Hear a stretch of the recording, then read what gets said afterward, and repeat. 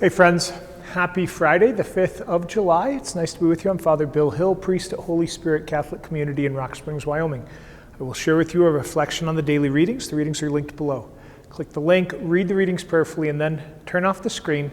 Spend some time with God before you move on to other things. We have Amos the prophet today, and we have Matthew's gospel. So let's get into it. I've been talking a lot in other reflections this week. Let's see if I can get it wrapped up a little bit earlier. I maybe mentioned this on Monday about Amos the prophet, right? And the prophets in ancient Israel, they have a unity that we have divided in the modern age. That unity is the worship of God and concern for justice and the poor and the neighbor. And it's important to hear this and to say this, I think. In ancient Israel, God was in covenant relationship with all of the people, not just with the powerful and the wealthy, but with all of them. So, like Nathan the prophet feels comfortable prophesying judgment on David the king, for example. That would be a famous one. Or Elijah, a couple weeks ago, against Ahab. The prophets don't just say nice things to the powerful. They want God to be praised by unifying the entire people. And so one of the things, especially in the northern kingdom of Israel, they saw the way that the wealthy and the powerful were living off of the poor and those who were politically weak. And Amos and other prophets call them repeatedly to task. That part of the worship of the one true God of Israel means that they would be a people. And the group that they especially focus in on are the poor, the orphans who don't have a patriarch, a male figure to plead their case, and the widows, same sort of thing, right? And the stranger, the resident alien, the immigrant in their midst who didn't have the same sorts of rights. That God would judge all of Israel because they were oppressing the poor. Since the French Revolution, we who are European and of European descent have split these two, and we have different political camps politically, and those exist in the church as well. And so some of us might be more concerned with doctrinal purity and religion stuff, and others maybe more with justice and concern for the poor stuff. And it's a great reminder that this is only 250 years old, but that in the larger sweep of things, this unity does need to exist, right?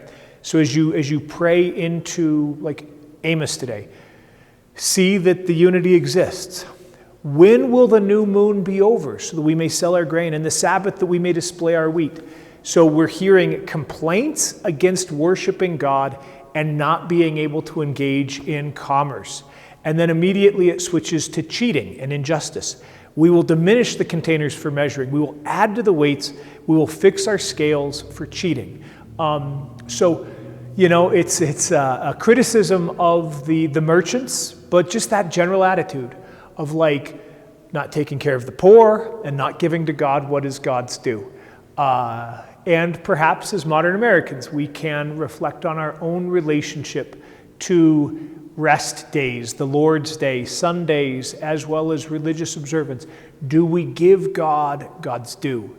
Do we take care of our neighbor and the poor and the elderly and the weak and the diminished when we have the opportunity? Or are we just driving ourselves harder and harder and harder in order to achieve in a achievement-based society, right? And then the second half of this reading is Amos, who gives judgment, right? And who says bad things will happen to the people as a result of their choices to ignore God and to oppress the poor. Okay. The gospel. Jesus calls Matthew a public sinner, a tax collector. Let's remember that the reason that the tax collectors were public sinners is because they were collaborating with the Romans to oppress the people. They were Jewish people who were using Roman muscle in order to collect taxes. And the Roman system was that, if the Romans said you need to collect this much, but then you collect this much, right? Then you keep that. You give to the Romans what you have to give, and then you have grown rich by extorting additional money off of your own co-religionists and country folk. tax collectors were collaborationists, and all of them would have been seen as public sinners, I have to imagine that there would have been incredible resentment and animosity and hatred among people who were being oppressed by the Romans. It's a reasonable question that the Pharisees asked Jesus. Why?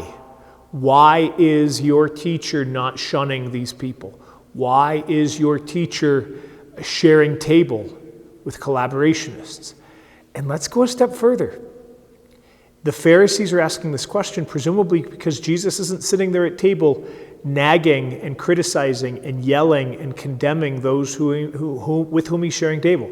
Like, Jesus gets called a glutton and a drunkard.